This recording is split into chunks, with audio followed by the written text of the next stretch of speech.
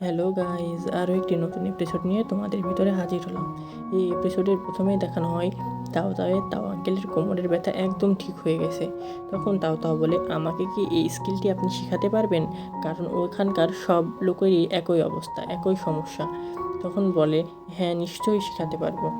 তখন বলে, তাহলে তুমি শিখে নাও। তখন তাও বলে যে এখানে আমার মাস্টার তো অনেক রাগান্বিত। তখন ডক্টর টং বলেন, তুমি তোমার মাস্টারের কাছ থেকে ক্ষমা চাইয়ে নাও এবং এই স্কিলটি তুমি শিখে ফেলো। তখন তাও বলে, আপনি তো জানেনই মাস্টার কেমন, মাস্টার কি আমাকে ক্ষমা করবে? তখনই দেখানো হয় তাও আঙ্কেল প্রফেসর রেনের কাছে গেছে এবং তাকে ধন্যবাদ দিয়ে বলছে যে আমার মাজার ব্যথা কিন্তু একদম ভালো হয়ে গেছে এবং আমার ভাস্তি আপনার কাছে টিসিএম শিখতে চায়। সে কিন্তু অনেক আগ্রহী। সে সারাদিন ফুড ডেলিভারি করে এবং এসে রাতে কলম এবং দোয়াত নিয়ে বসে পড়ে টিসিএম প্র্যাকটিস করতে এবং সারা রাত প্র্যাকটিস করে। তখন তাও আঙ্কেল তাওকে শিখিয়ে দেয় তার মাস্টারের কাছে ক্ষমা চাইতে, কিন্তু তাও খালি থ্যাঙ্কস বলে এবং তার মাস্টার সেখান থেকে চলে যায়। তখন তাও ডক্টর ডংকে বলে, ঠিক আছে এবার তাহলে আমরা আসি। তখন ডক্টর ডং তাদের ডাকে এবং বলে, শোনো, আমি স্পাইনকে তার আগের জায়গায় রিস্টোর করে দিয়েছি, কিন্তু তার আশেপাশে এখনও মাসাজ করতে হবে। তো তোমরা একটি মলম নিয়ে যাও এবং তাদের একটি মলম দেয় এবং বলে প্রত্যেক রাতে এটা মাসাজ করে দেবে। পরবর্তীতে তারা বলে, ঠিক আছে তাহলে আমরা আসি। তাই বলে তারা সেখান থেকে চলে যায় এবং দেখানো হয় রাত হয়ে গেছে এবং সে সেখানে মাসাজ শুরু করে দিয়েছে এবং বলছে যে মাসাজ কেমন হচ্ছে আঙ্কেল? তখন বলছে একদম খারাপ হচ্ছে, তুমি কোনো দিনই টিসিএম শিখতে পারবে না, তুমি ডক্টর ডংয়ের আশেপাশেও যেতে পারবে না। ডক্টর ডং আমাকে কয়েক সেকেন্ডের ভিতরেই ঠিক করে ফেলেছে। তুমি তার থেকে যদি এই প্রতিভাটি ভালো করে শিখতে পারো তাহলে তুমি পরবর্তীতে অনেকজনের সেবা করতে পারবে।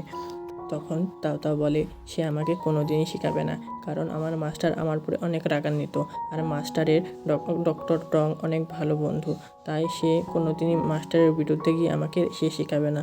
তখন তাও আঙ্কেল বলে, তুমি একবার ক্ষমা চাইয়ে দেখতে পারো, সে ক্ষমা করে দেবে।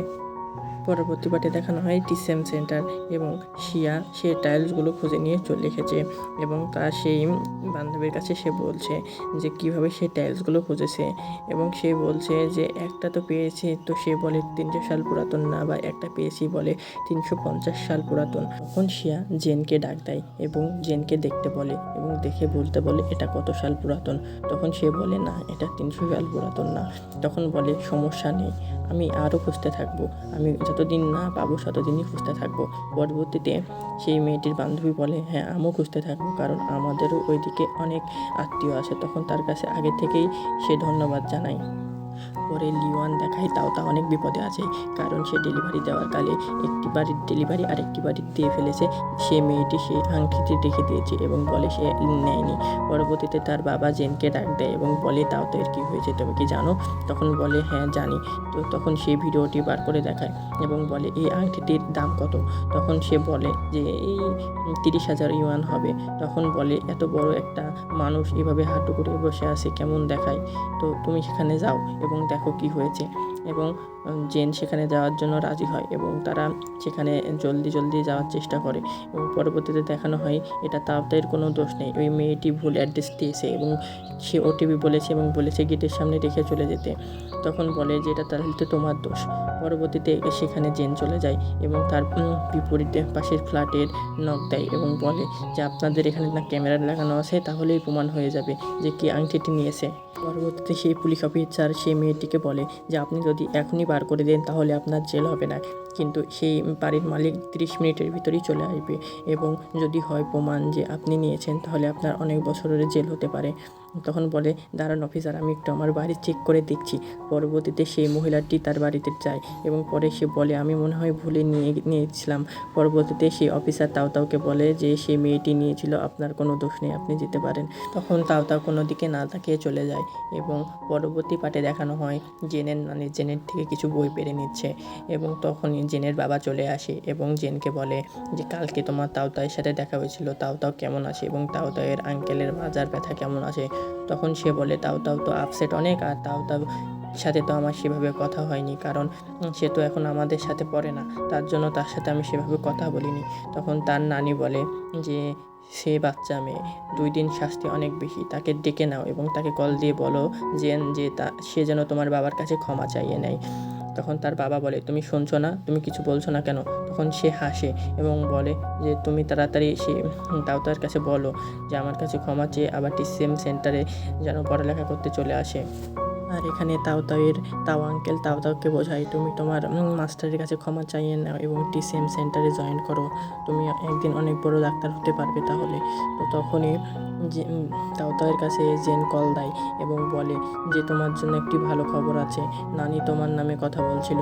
তখন বলে যে তুমি কালকে আসো এবং তুমি বাবার কাছে ক্ষমা চাও, এবং সে হাসে এবং জোরে তার আঙ্কেলের মাজার পরে চাপ দেয় এবং বলে আমি খুশিতে এটা করে ফেলেছি। পরবর্তী পার্টে দেখানো হয় সকাল হয়ে গেছে এবং তাও তার মাস্টারের কাছে গেছে ক্ষমা চাইতে, এবং সে সব নোটগুলো দেয় এবং বলে আমি প্রত্যেক দিন এগুলো প্র্যাকটিস করেছি, আমি টিসিএম শিখতে চাই। তখন বলে তোমার না টিসিএমের উপরে একটুকু ইন্টারেস্ট ছিল না, তাহলে তুমি আবার আসছো কেন? তখন তাও বলে যে আগে আমি টিসিএম পড়তে চাইতাম না, কিন্তু পরে বুঝলাম যদি আমি কোনো মানুষের প্রাণ বাঁচাই তার চেয়ে ভালো আর কিছুই হবে না, তাই আমি টিসিএম শিখতে চাই, আমাকে ক্ষমা করে দিন মাস্টার। তখন তার মাস্টার বলে চলে যাও। পরবর্তীতে সে চলে যেতে লাগে এবং বলে তুমি ড্রেস চেঞ্জ করো এবং চলে আসো। তখন বলে থ্যাংক ইউ মাস্টার, চাই বলে সে চলে যায়। পরবর্তী পাঠে দেখানো হয় সে সবাইকে ভয় দেখানোর জন্য অনেক আপসেট হয়ে আছে এবং বলে যে তোমার কি হয়েছে তুমি বলো। তখন সে কোনো কথা বলে না। এদিকে লিওন বলে তোমার বাবাকে তুমি বোঝাও জেন।